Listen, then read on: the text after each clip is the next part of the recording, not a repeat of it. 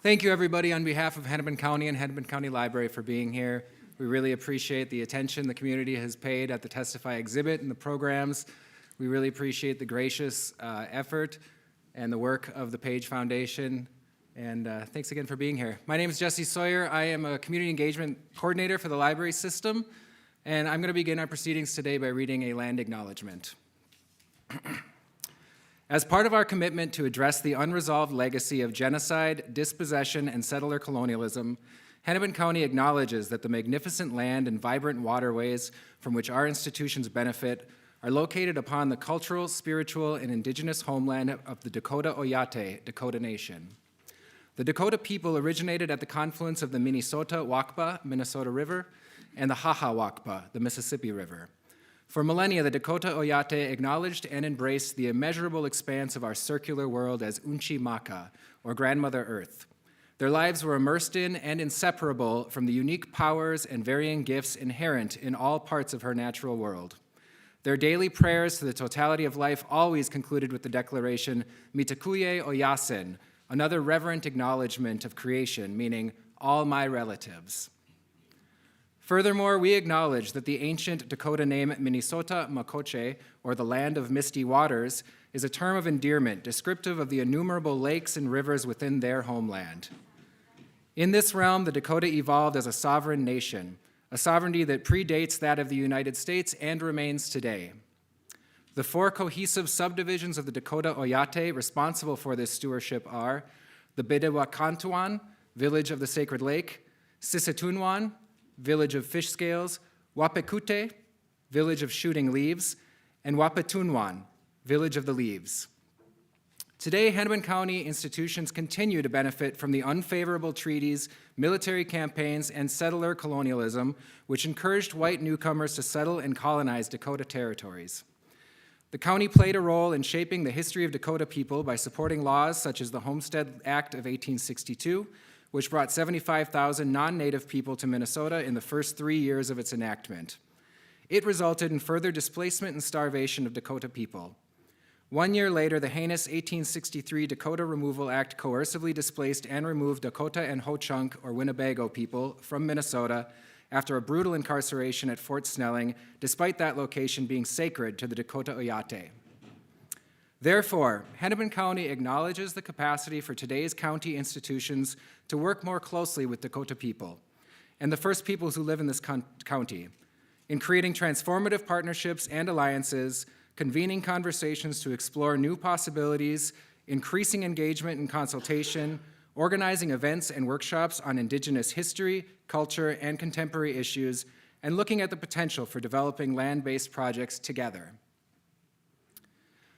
Now, to begin our program, I would love to introduce Georgie Page Smith, the director of the Diane and Alan Page Collection, who took a break from her career as a marketing executive to be an environmental activist and to produce wonderful programs like Testify. Thank you.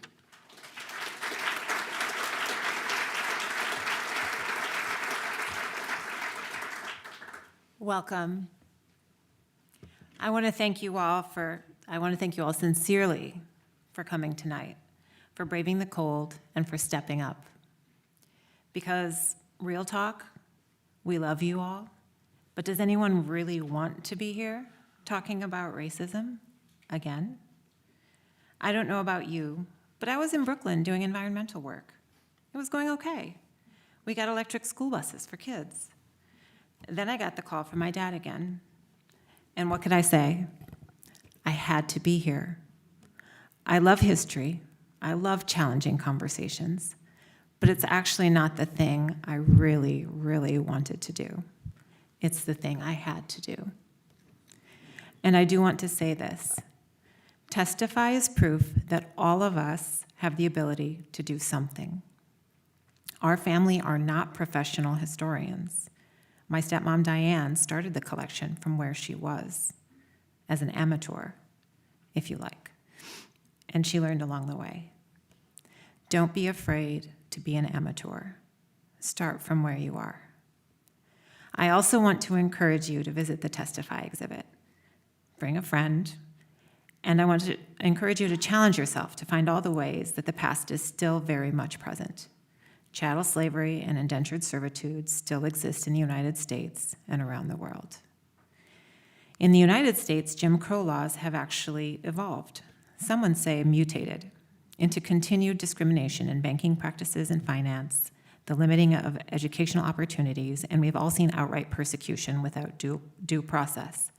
All of these practices have resulted in a cycle of continued poverty and oppression, hence why we are presenting this conversation tonight with Justice Alan Page, President and Chair of the Federal Reserve, Neel Kashkari, and Angela Davis. There will be an opportunity for questions at the end. And now I am very pleased to be able to introduce Angela Davis tonight. Davis is the host of NPR News with Angela Davis, a weekday talk show that airs at 9 a.m. On her show, she speaks with a diverse group of guests and callers on a wide variety of topics, including how the state is changing, Minnesota's persistent racial disparities, economic issues, education, and mental health. Recently, Davis has focused on weather-related issues in the wake of recent storms, which have been catastrophic for some. Davis joined NPR News in November 2018 after more than 25 years of television reporting and anchoring in the Twin Cities and throughout the country, including morning and evening newscasts at WCCO-TV in Minneapolis and KSTP-TV in St. Paul. She has won 5 regional Emmy Awards for her outstanding work as an anchor and for her coverage of breaking news. Angela is the mother of 2 college students and is married to fellow journalist Dushawn Drew. In 2020, he joined her at NPR after a long career as a reporter and editor at the Star Tribune. They live in St. Paul. We are very honored and appreciative that Angela was able to be a part of this conversation tonight. Over to you, Angela. Thank you, Georgie. Thank you. Hi, everybody. Hey, I'm just delighted to see your faces. Much of the work I do at Minnesota Public Radio is in a studio, and I don't get many opportunities to get out in community and see many of the people who listen to our conversations and our news reports, and people like you who clearly care and are curious about what is happening in Minnesota. Many of the conversations that we have on the 9 a.m. talk show really do get at the history and culture of the state, and we do spend time regularly talking about racial disparities in Minnesota and how it can be that people can live in extreme poverty and extreme wealth in proximity with one another, and for so long. So I just appreciate all of you for taking the time to navigate the traffic into downtown Minneapolis, to find parking, or to walk here on the icy sidewalks to be here with us tonight. So just thank you for your attendance, and know that I'm so grateful for the opportunity to be on this stage, but also to get to talk to you as well. I want to start the program by telling you a little bit about our 2 speakers. You may already know a lot about them, but here's a glimpse of some of their achievements in life. The guy in the bow tie, yeah, that is Alan Page, a former Minnesota Supreme Court justice who served for 22 years until he reached the mandatory retirement age of 70 back in 2015. He's also known for being a Pro Football Hall of Famer after playing for the Minnesota Vikings and the Chicago Bears from 1961 through 1987. He and his daughter, Cammie, have written several children's picture books, including my personal favorite, Alan and His Perfectly Pointy, Impossibly Perpendicular Pinky. Yeah, there is an illustrated book about that. And in November of 2018, Justice Page received the Presidential Medal of Freedom. Alan and his late wife, Diane, started the Page Education Foundation back in 1988, which has over the years awarded more than $16 million in scholarship grants. Yeah, go ahead and apply for that. To Minnesota students of color in pursuit of post-secondary education. And as you know, Alan, Diane, and Georgie, the collections director, they're the reason we are all able to see this extraordinary Testify exhibition here at the Central Library. The historical artifacts on display are from their family's collection. That is Alan Page. Next to him, we have, yes, lots of applause. Next to him, we have Neel Kashkari. Neel is president of the Minneapolis Fed, one of the Federal Reserve System's 12 regional banks with a district including Minnesota, the Dakotas, Montana, northern Wisconsin, and the Upper Peninsula of Michigan. He serves as a voting member of the Federal Open Market Committee, which sets the nation's monetary policy. Neel began his career as an aerospace engineer developing technology for NASA space missions. He later held a variety of roles in public service and finance, most notably as Assistant Secretary of the Treasury during the 2008 financial crisis, where he oversaw the Troubled Asset Relief Program. Neel and his wife have 2 young children and live in a suburb of the Twin Cities. That's Neel Kashkari. Right. And there are my children Oh, the babies are here? walking in the door right now. Hey, hello. Hi, they're 2 and 4, I believe. All right, and nice to see everybody here in attendance. All right, so yes, this is a family conversation. And so, gentlemen, I've shared your bios, but in the spirit of testify, I want you to testify. I want to know, what brings you to this point in your life, this point in your career? You've done many things, but what is going on with you right now that you want to have this public conversation about race and justice and the economy? I'll start with you, Justice Page. Well, for me, it begins when I'm born. Black and male in the 1940s, growing up in the 1950s, and living in a country that, for large portions, have state-sponsored segregation and viewed as the other. Here we are some 70-plus years later, and the legacy of what was going on then is still around today. And we have a long way to go to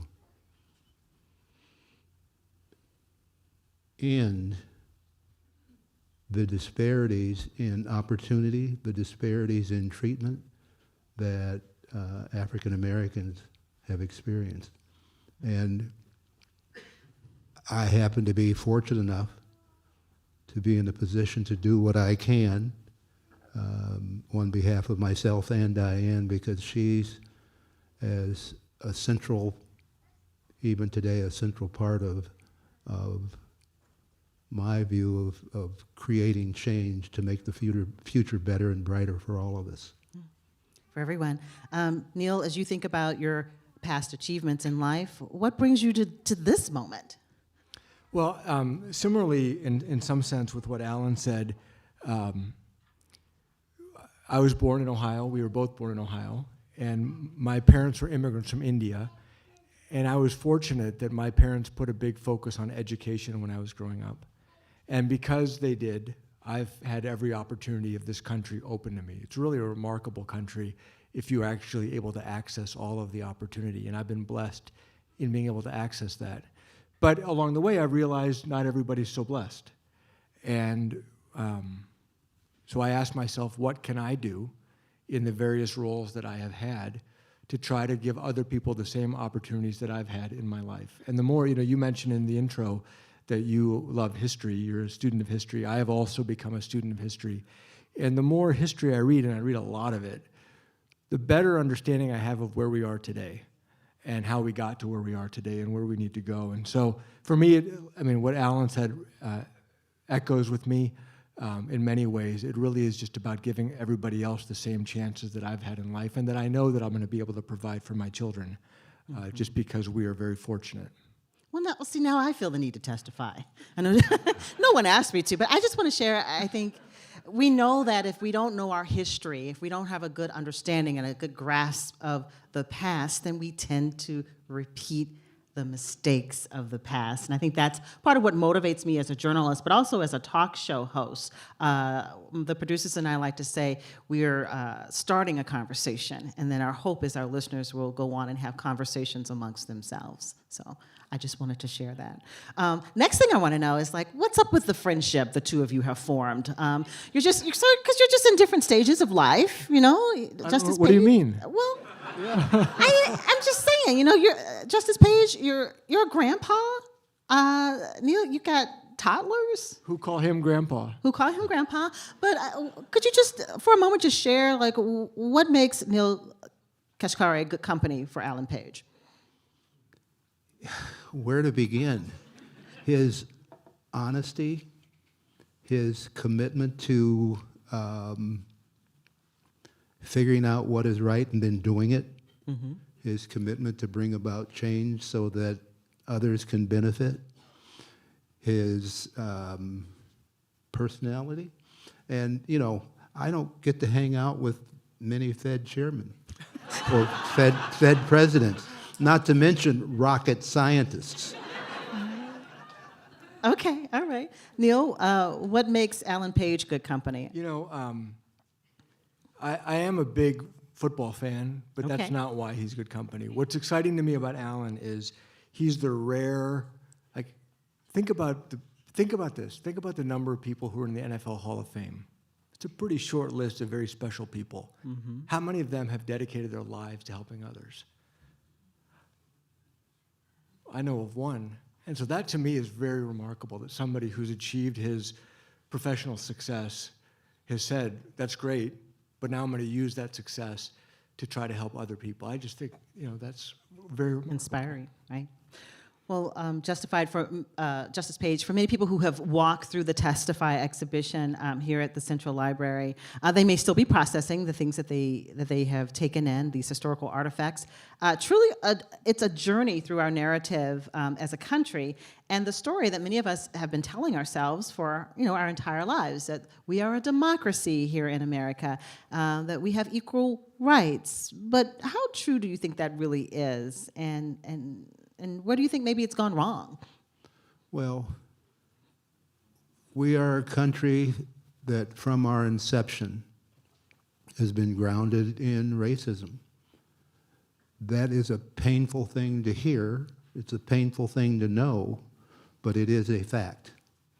And indeed, one of the important pieces of the Testify exhibit is that the items and artifacts that are on exhibit represent facts, not somebody's opinion, but real facts.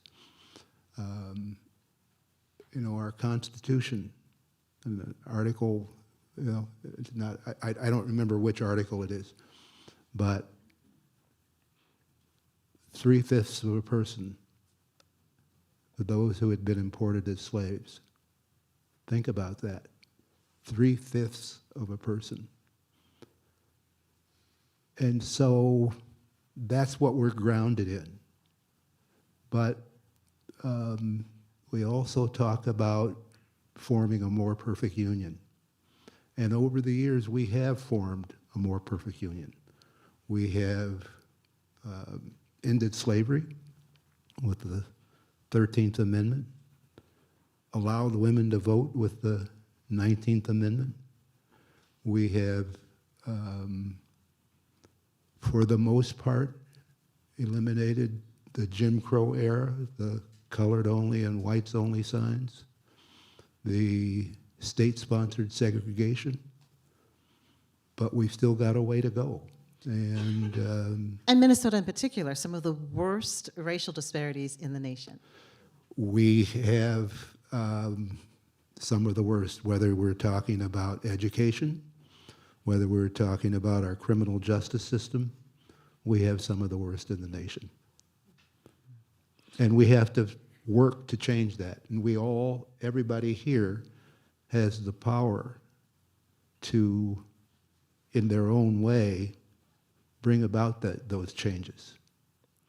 So, Neel, why and how does the Federal Reserve research issues of economic inequality? How does all of this connect with the mission of the Federal Reserve? Well, it connects in a lot of different ways. The Federal Reserve was created by the United States Congress, and they've assigned us our goals, what we're trying to achieve through our policy actions and our research. One of our goals is maximum employment, as many Americans as possible gainfully employed and contributing to our economy. Well, it turns out there are enormous barriers for people to participating in the labor market, to participating in the economy. And I'll give you an example. When I moved to Minnesota in 2016 and I started my job, I don't remember exactly what the unemployment rate was nationally. It was probably around 4.5%. And most economists looked at that and said, we're at full employment. Everybody who wants to work has a job. And most businesses that you would talk to would say, we can't find workers. We're out of workers. And then I would travel around and I'd go into lower income communities and communities of color, including North Minneapolis, and I'd meet with families who say, we need work. We're stuck in part-time jobs and we want full-time work. And I saw that there was a disconnect between what the national statistics were saying, what businesses were saying, and what families on the ground were actually saying. And so what we realized was we need to do a much, much better job understanding everybody who's out there and everybody who wants to participate and figuring out what are the barriers that are keeping them from finding those jobs or from finding those better jobs. So for me, understanding these disparities, shining a light on them, potentially coming up with solutions is actually fundamental to our job of achieving maximum employment, which is one of our jobs. And so how does everyone benefit if everyone is fully employed? Well, I mean, the ways are innumerable. The economy is bigger. We're able to produce more things. We're able to, right? We have very high inflation right now. Newsflash, okay? Breaking news. We have very high inflation right now. Part of the reason we have very high inflation right now is that the demand in our economy for goods and services is exceeding our economy's ability to supply goods and services. That's in part because we're missing workers from the pandemic, a bunch of complicated factors. But the more people we have contributing to our economy, the more we're able to provide for one another. And by the way, the fewer people then we have requiring assistance, requiring services. I mean, Alan has talked at length when we spent time together talking about how if somebody doesn't get the education on the front end, they're more likely to fall into crime, all right? And that by itself is a problem and a huge ripple effects in society. Could I just jump in, particularly in the context of education, but I think it probably follows through with housing and health and all the other areas of injustice. Every person who gets left behind is a diminished employee, a diminished consumer, and a diminished taxpayer. Think about every person is a diminished taxpayer, and that has a huge impact on our economy. And then when you look at the other side of the coin where if you're one of those people that gets left behind, you become more likely to become a burden on our society. It's kind of a no-brainer that we need to fix this. So as we think about fixing it and researching this, Neel, you launched the Opportunity and Inclusive Growth Institute in 2017, which is a research arm of the Minneapolis Fed that is devoted to looking at economic inequality. So let's talk about why that is a priority and just what you're discovering. Well, I'll give you an example. We do research on a lot of topics, and it touches everything. It touches healthcare, just as Alan said. It touches housing. Affordable housing is a challenge we have all around our region, as another example. We hosted a series of conferences with the other Federal Reserve banks examining racism in different aspects of the economy. And I'll just give you an example of something I learned. So we looked at racism in financial services, which we know exists. It exists in a lot of different ways, some of which are very subtle. So I'll give you an example. When I grew up in Ohio, I grew up accompanying my mom and dad to the bank. I'd go to the bank with them, we'd stand in line for the teller, they'd cash a check, they'd get some cash out. I kind of understood it. And you'd get a lollipop, maybe? Sometimes you get a They lollipop. give candy to the kids? But think of it this way, if you've never been to a bank before, and you walk into a bank, boy, it's totally intimidating. There's no signs anywhere. There's no menu of what products are. There's no menu of what the services are. The assumption is you know it. You know to line up. You know what to ask for. It never even occurred to me. Now, if you contrast that to a payday lender, which charges exorbitant fees, if you go in, it looks like McDonald's. They have a sign up there. Here are all the products. Here's what they cost. It's self-explanatory. So one of those two systems is geared to help people who already are in the system. The other is geared to help everybody else. So that, I mean, is that overt racism? No. But is that designed to help the majority? Yes. So that's just a little example, and there's lots of examples like that, some of which are overt, some of which are really subtle, but they actually are meaningful barriers for people participating in the economy. So that's some of what you all are studying, trying to get an understanding Correct. of what is going on. So Justice Page, let's talk about the history of racial discrimination that is built into our economy and what we see today as a result, connecting the past and the present. And an example that comes up a lot is the Rondo neighborhood in St. Paul, an area where hundreds of Black-owned businesses and homes were demolished to make way for the construction of Interstate 94 in the late 50s and 1960s. There's clearly been a huge loss of generational wealth because of that. And I don't know that people connect the dots sometimes. It's not just Rondo and St. Paul. It's Tulsa. It's Chicago. It's Detroit. It's other areas of Minneapolis. And one of the keys to economic success is being able to pass on your wealth to the people who come behind you, to your family who comes behind you. And once you,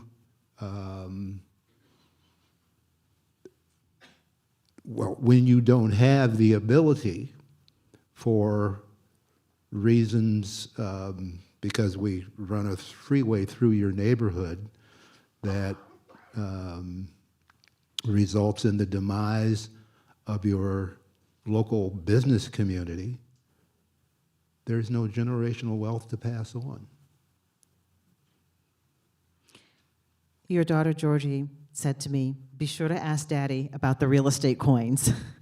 So for folks who've gone through the Testify exhibition, maybe you saw the real estate coins. I haven't had a chance to go to the exhibit this time around. Justice Page, tell us about, like, what is a real estate coin and what's the story behind them? She put me on the spot, right? Right. That's what daughters do. This is Georgie. Notice I attributed it to her. Well, I don't remember precisely when they're from, but they're coins that are essentially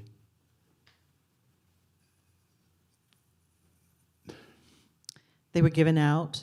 they were some given people. out to people to quite frankly, I'm blanking on their. The value, they were, my understanding is that they were given to white families who were pursuing the opportunity to buy houses. Yes. You know, well, I'm having a hard time speaking to that, but there's a case called United States Supreme Court case, Jones versus Mayer, Alfred Mayer, that had to do with real estate, 1968 case, I think. And the court held that they could use the 13th Amendment that given the 13th Amendment, Congress could use its power to prohibit discrimination in housing in the private sector. That's how far we had to go. These coins were given out to whites. They weren't, as I understand, as I recall, weren't given out to blacks. And they made clear that if you were white, you were advantaged.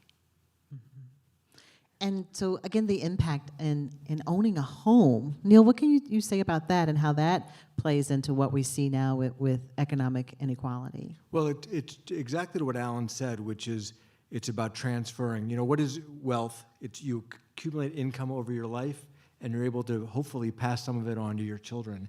If you actually go back to our comments about history that we've all made since we've been up here, the more history I read, the more examples I find of government policies that were literally targeted to whites only.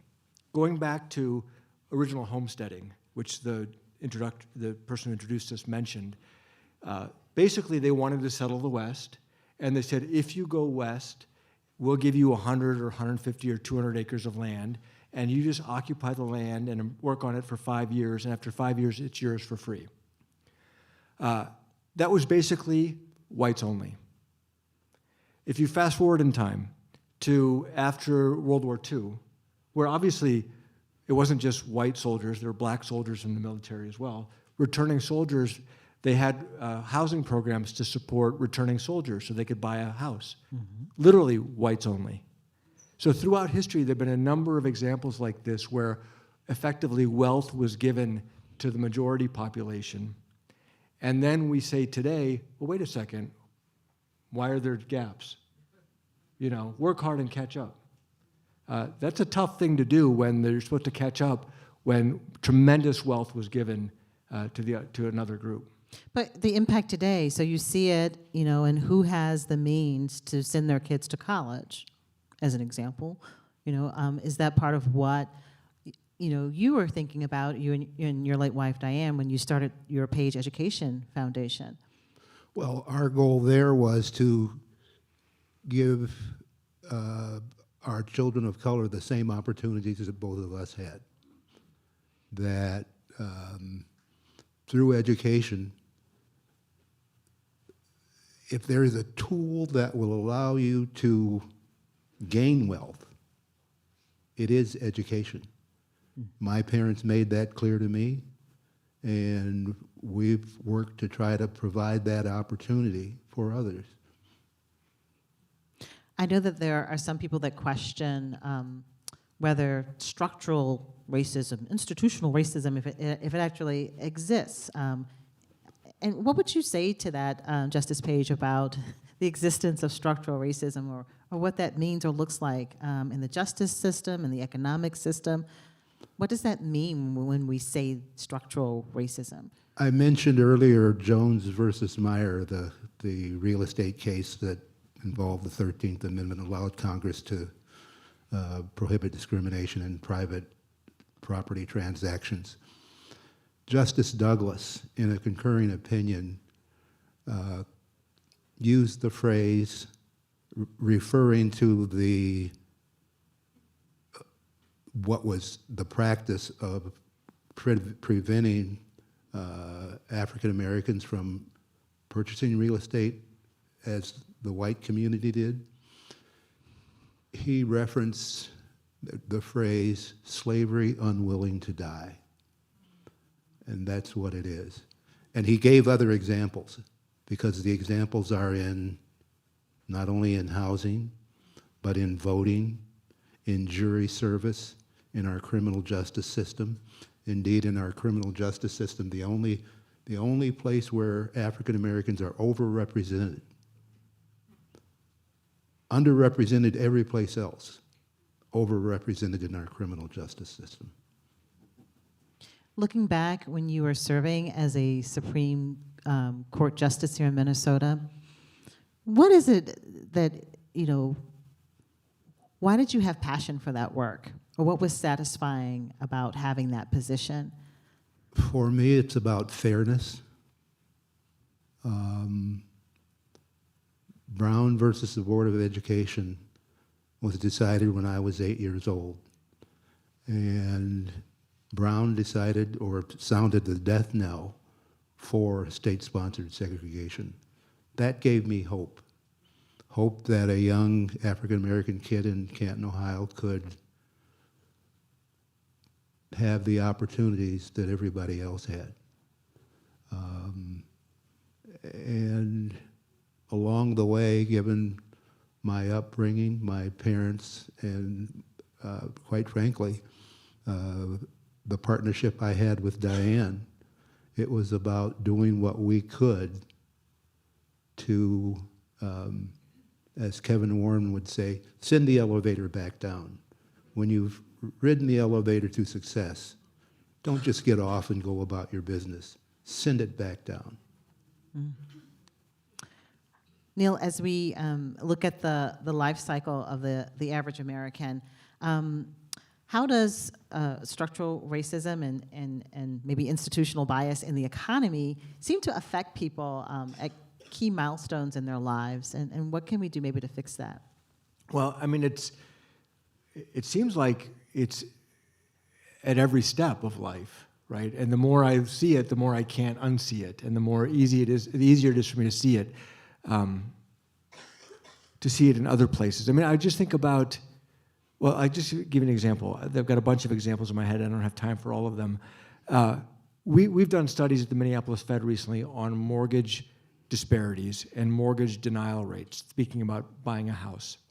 And it's been known for a long time that there are big disparities in terms of mortgage approvals for white borrowers versus black borrowers versus Hispanic borrowers. And usually when you look at the data, the banks will say, yeah, I know, but that data doesn't reflect differences in income and differences in FICO scores, right? Because that obviously matters to someone's creditworthiness. Well, we at the Federal Reserve actually have access to that data. So we said, let's go look at the data for FICO scores and income. And it doesn't explain it. So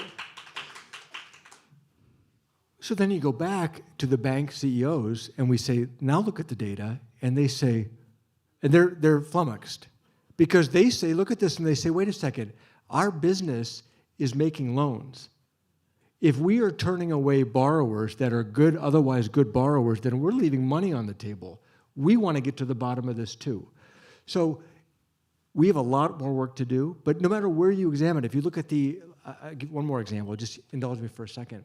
I met a young person, a young African-American woman who'd gone to college, gone to grad school, and I asked her about her experience applying to college. And she said, the biggest barrier she had, I said, well, I know your family didn't have a lot of money, so you must have had a lot of financial aid available. She said, yes, but I didn't even know how to apply to college. I didn't even know how to apply for the financial aid.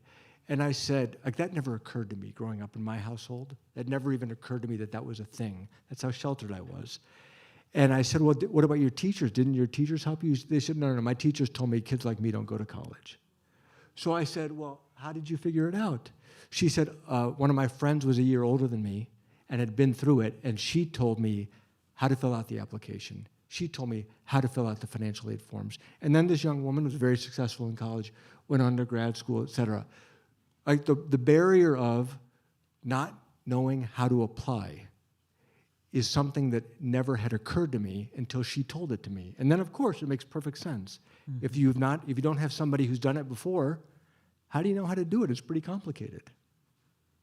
And so as you think about racist practices, how does it harm the economy in Minnesota? And also, how do you think diversity benefits the economy in Minnesota, Neel?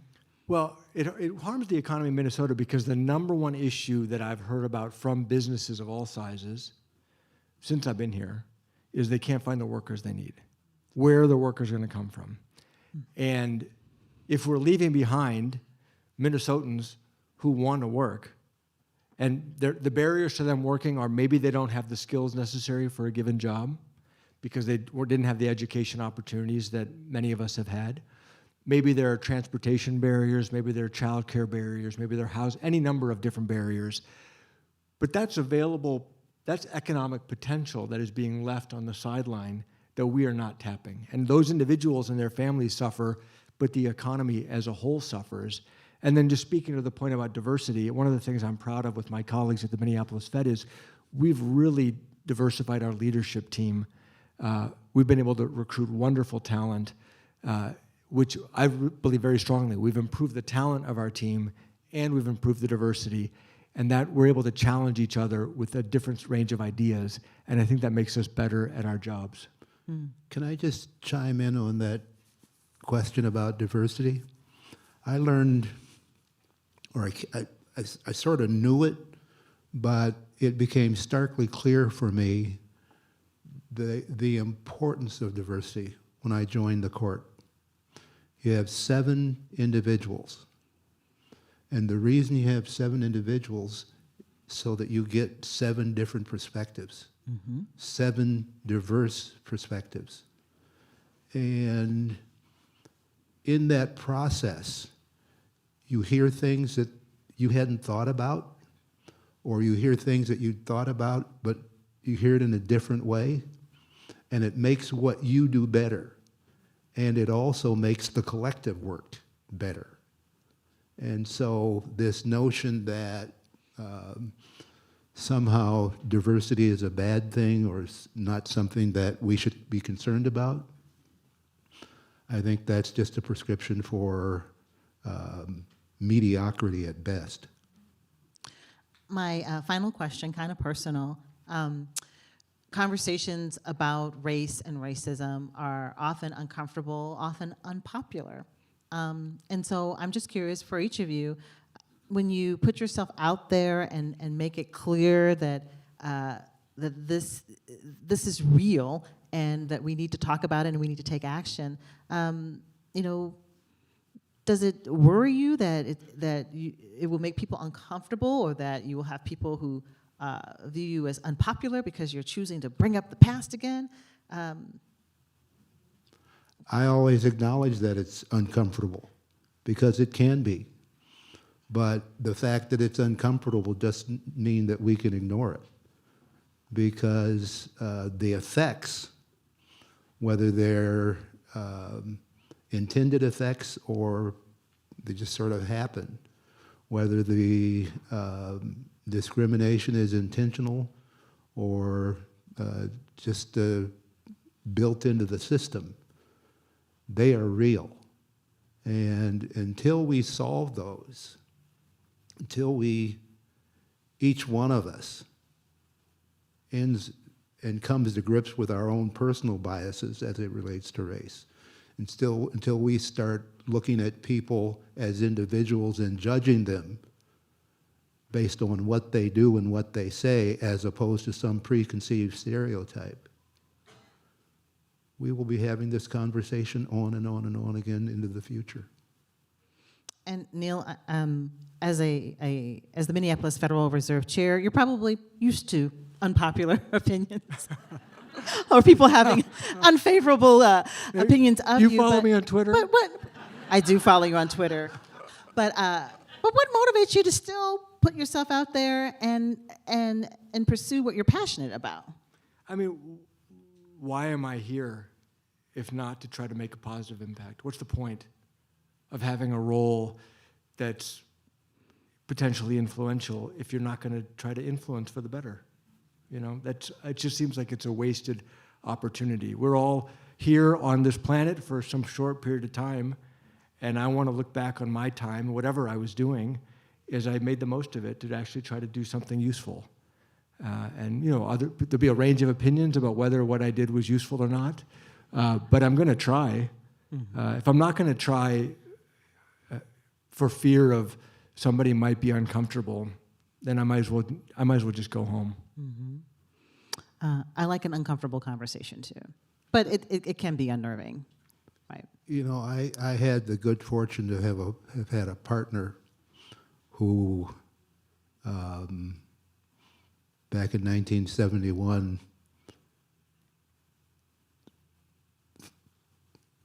fell in love with me. I'm still trying to figure out why, but she did. Did your pinky look like that in 1971? I'd be trying to figure out why too. But did it? You know, was that before 71? Okay. Here is this young white woman, future bright as can be in her particular chosen field. And the first thing she said to me when she met me was, would you be willing to come? I volunteer at the Blaisdell Boys and Girls Club. Would you be willing to come and visit the young kids that I volunteer with? Young African American males.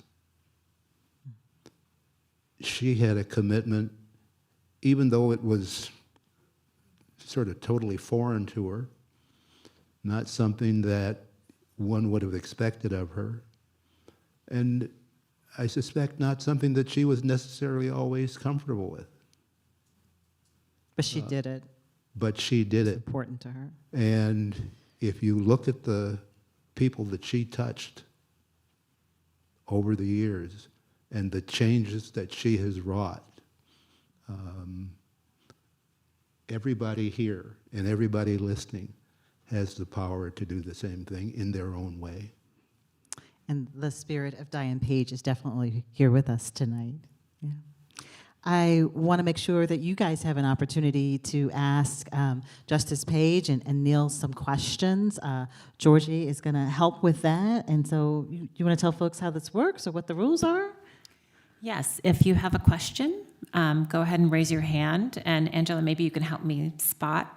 And then I'll come around with a microphone and just need to hold it. And I should let you know, too, we are planning to, we are recording tonight's conversation and plan to air it on Monday on my talk show at 9 a.m. on NPR News. So if you enjoyed it, you can tell your friends, listen to Angela's show on Monday, and you can hear this conversation, and it'll be on our website, too, nprnews.org. This is how we raise our hands. As a reminder, I know it's been a while since we've been out in group. And for me and for everyone, can you just would you say your first name and maybe what city you're from before you ask your question or share your comment? And so we have a gentleman here in the front. Hello. Hello, this is Greg from Minneapolis, and a lot of questions. However, I'll just start with one here for Justice Page about the real estate coins. Now, I'm thinking this probably predates the redlining that has happened. And doesn't that just mean that instead of being overt, the redlining system basically went underground so that everything was in place, but just not seen as much? I suspect that it was in conjunction with. I don't think they were trying to hide anything. It was just one more marketing mechanism, if you will. And remind everyone what redlining was. It was a system that really prohibited people of color from buying property in certain parts of the cities. Yes, by law, by covenant, by, as some would suggest, any means necessary. And there were banks that would say, we're not going to lend into these neighborhoods because we just have designated this neighborhood as not credit worthy. And so that just compounded the problem. And what is the impact of redlining today in 2023? What do we see as a result of that? Well, we talked about generational wealth and the inability to pass it on. When there was no investment on the front end, it's hard to have returns on the back end. Anybody else want to ask a question? Georgie, there's a woman there in sort of the middle. Again, if you'll say your first name and what town or city you're from. Suzanne from Burnsville. I know that the two of you had worked together to propose an amendment to the Minnesota State Constitution on reducing educational disparities, but Mr. Kashkari, they kind of put a damper on that, or with your participation. How are you still pursuing that in any way, shape, or form, or is there a workaround to get at it? Well, at the moment, we're taking a hiatus. The politics of it have gotten more complicated after this last general election, and so for the moment we're on hold. But that doesn't mean that the problem is going away. And the point of that is that you two were looking at a new and different way to address these gaps in education that we see. We were proposing to make public education, a quality public education, a constitutional right. That would be the carrot. The stick would be if that right was not vindicated, those whose rights had been denied would have the stick of being able to have that right enforced. And Neel, what can you say about the latest development on what you can say about your interest in that? Well, you know, Minneapolis Fed has done research on education disparities literally for decades. Real focus early on early childhood education and the economic analysis and returns to that. more recently on K through 12. We're going to continue to do active research on what these education disparities are, what the gaps are, what we can learn from around the country and around the world. By the way, there are some states that are doing a much better job in Minnesota at closing these gaps. So, you know, I mean, I'm very comfortable saying things that people don't like, so, you know, forgive me.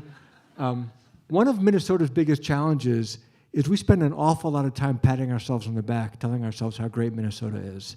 And if you are constantly telling yourself how great you are never going to be great. And, you know, when other states that we would look down on are doing a much better job educating their low-income kids and their kids of color, that ought to be a wake-up call for us. A headline once was Mississippi. There's some southern. Florida, I mean, a lot of the southern states are doing a much better job. Anybody else want to raise their hands? Oh, So, we have some gentlemen in the back. Georgie, I'm trying to find you. Where are you? over here. Oh, there you are. Oh, Georgie's working. Go ahead. Yes. Yes, sir. So- Did you say your name? So my name is Peter Hutchinson. I used to be the superintendent of schools here in Minneapolis. I'm here, Justice, to ask you to not sit on the bench. Don't take a hiatus. Because right now we have a unique opportunity. Frederick Douglass said that education unfits a person to be a slave, and that one who can read will always be free. In Minnesota today, half to 3/4 of our kids cannot read proficiently. That's everywhere. That's all across Minnesota. But for kids of color, it's more like 75%. 75 to 80% of all the people in jail cannot read. Now, you either believe that these young kids can't learn to read, or you face up to the reality that we've failed to teach them. Right now, in the legislature, there is a bill to change that. It's called the READ Act. We know how to teach kids how to read. We're just not doing it. This is a chance, Justice Page, to do what you do so passionately, which is to knock down the barricades, to be the purple people eater,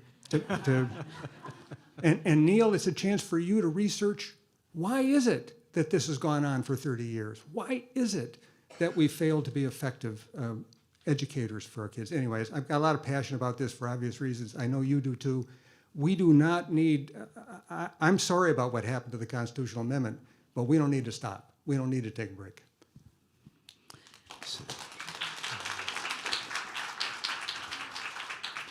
Anybody else want to raise their hand with a question? And just to speak to that, I'm wondering, Neel, not that you're old, but, you know, Alan, you're in your mid-70s, right? 70 years young, yes. Yes. But don't you feel like at some point, you know, we've really got to activate more people, and even like younger people, to be more vocal to push this, right? Well, if I had my way, I'd have kids marching in the streets. Because education is their issue. It affects their lives and their futures and their hopes and dreams. So I would have them, I'd be sort of the Pied Piper. Mm-hmm. Right. Another question from the audience. Yeah, hello, my name is Christian Hubble from Minneapolis. And this is really exactly what I'm asking is, what words would you give to younger generations who lack the lived experience of living through the progress that we've made, the steps that we've made forward, that don't have that context and are feeling hopeless and are giving in to apathy because they have learned of history, but it feels like we're still here. So you have generations that are kind of checking out because they're feeling overwhelmed by how far we still have to go. What words would you give to encourage us? Well, I spend a lot of times in schools and classrooms talking with kids about that very thing. And what we talk about is, what are their hopes and dreams for the future? How do you plan to achieve those? Education is the one tool that will help you. I mean, there are other tools, but education is a significant one. And you have the power to choose what that future will be. You can decide whether you want somebody else to control it, or you get to make your own choices. I mean, those are the conversations that I have with kids at Justice Page Elementary and at Justice Page Middle School, and in countless schools across the state, indeed across the country. I've been having that conversation with them for the last at least 50 years. And the power of those young voices when we have talk shows and we have the opportunity to either interview children or do recorded interviews where you hear the voices of the children and the teenagers, it is so powerful. And so what can we do to create an opportunity to amplify their voices? Young children get it. They understand both that they're being left behind, but that also, given the opportunity, given the educational opportunities, they could do great things. They understand. And you're right, looking at our juvenile justice system, for many of the young kids that are involved in that system, they're there because of a lack of hope. And as Martin Luther King Jr. Suggested, those who have hope want to build, those who don't have hope want to tear down. And we are reaping the fruits of all those young people today who have lost hope or are losing hope. We have the ability to change that. We want to take another question as our time draws to a close there. Your first name, please. My name's Tyler. Tyler, I'm from St. Louis Park. And this question follows up on the education questions and kind of speaks to something that Neel said. One of the things is barrier to entry into institutions and not having what I would call soft skills and understanding how to utilize those institutions, such as banking and applying for financial aid. And even more than that, speaking to reading, having the prior education of reading before you even get to school and having the vocabulary.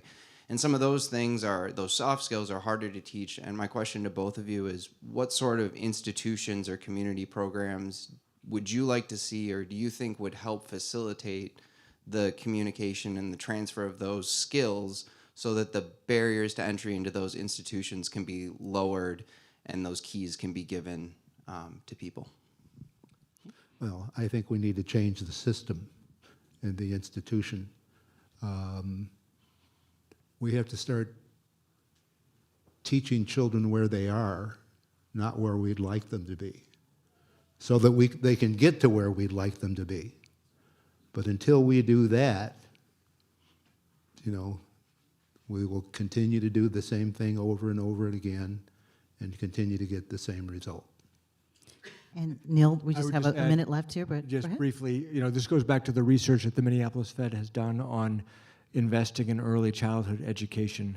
That, my kids who are probably running around outside, my wife and I are very fortunate in that we're able to give them access to very education-oriented daycare basically from birth. Many families are not so fortunate. And getting to the families, helping them early so that those kids get that jump start, prepares them to be ready for kindergarten and be ready for elementary school. That's one intervention that we know, while I agree with what Alan said about reforming the system itself, but in parallel to that, getting to those families as early as possible so that they get that start, that early, that also makes a big difference. All right, our time is up, so I'm going to turn the program over to Georgie Page. Thank you so much for everybody's questions, and we'll keep this conversation going, but just not right now. Georgie? If you want to applaud, you can.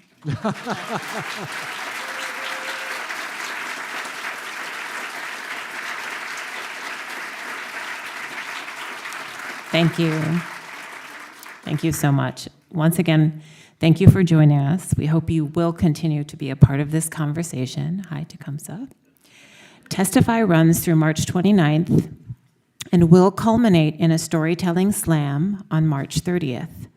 We hope you will come back for this celebration of citizen engagement. Testify Tuesdays are every Tuesday during the exhibit. They have been getting high marks from participants, and the remaining workshops only have a few spots left. One of our workshop themes will be housing and economic justice on March 28th.